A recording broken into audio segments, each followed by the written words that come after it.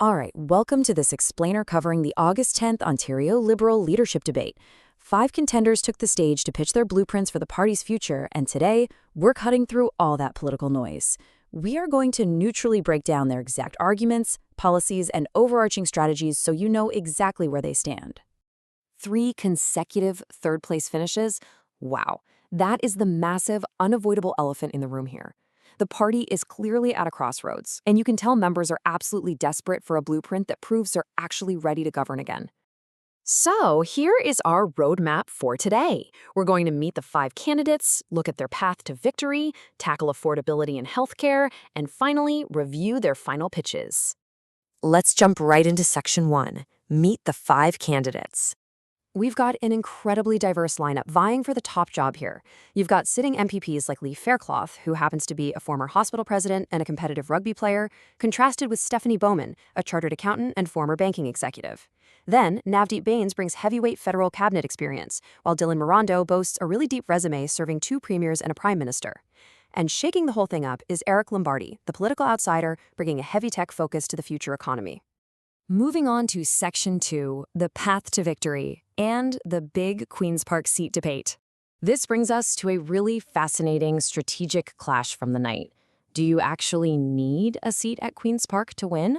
Lee Faircloth and Stephanie Bowman argued it's absolutely essential to command media attention and hold the government accountable on a daily basis. But Dylan Morando, Eric Lombardi, and Navdeep Bains pushed back hard. They argued that voters really don't care about your legislative status. To them, what actually wins elections is a strong plan, authenticity, and readiness to govern. Okay, Section 3, tackling the affordability crisis with some rapid-fire policy solutions. Navdeep Bains wants to restore what he calls the Ontario deal, and for him, that starts literally right at the checkout counter. He wants to aggressively tackle grocery monopolies, strengthen consumer protections, and boost local greenhouse production to drive down your everyday food costs. Then you've got Eric Lombardi, who pointed out a staggering reality. Housing is eating up 30% of household budgets. To him, just treating the symptoms won't work. His fix is purely structural. We're talking aggressive land use and permitting reform, plus modernizing building codes so a decent home is actually affordable again. Meanwhile, Stephanie Bowman really leaned into her banking background to offer a super straightforward solution. Just put money directly back into your pocket. She pushed for targeted middle income and small business tax cuts, alongside a massive youth career fund aimed at creating 75,000 first jobs to spur the economy. For Dylan Morando, his entire message was built on absolute urgency. He argued that struggling families just can't wait for long-term supply reforms to kick in. They need help tomorrow. And for him, that means immediate middle-class tax cuts, cheaper childcare, and higher wages for care workers right now. And finally, Lee Faircloth zeroed right in on government waste. She pushed for strict rent regulations and reversing education cuts, specifically pointing to OSAP, Ontario Student Assistance Program, to make education affordable. She plans to fund all of this by scrapping the current government's quote-unquote fantasy projects, calling out their spending on luxury jets and a tunnel under the 401. Next up, Section 4. Fixing health and education, the public services battleground. Now, before pitching their own fixes, it was really interesting to see the whole stage unite for a moment of fierce, shared criticism of the current government's handling of public institutions. They hammered home some pretty grim statistics.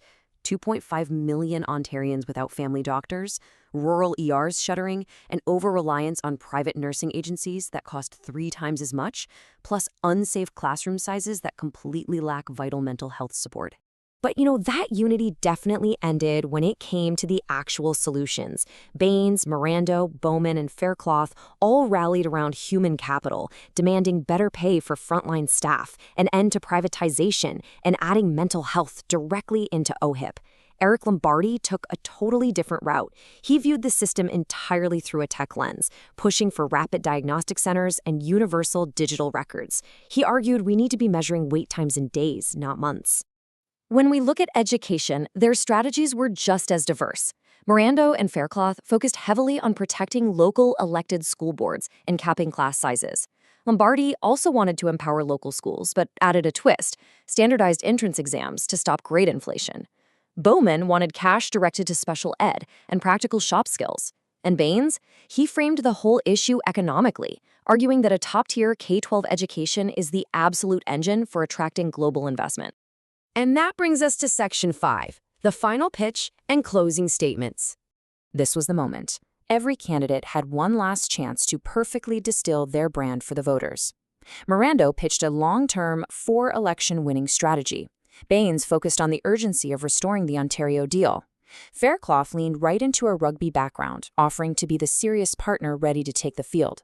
Lombardi made a direct appeal for bold, generational change, and Bowman grounded her pitch in resilient, people-first leadership.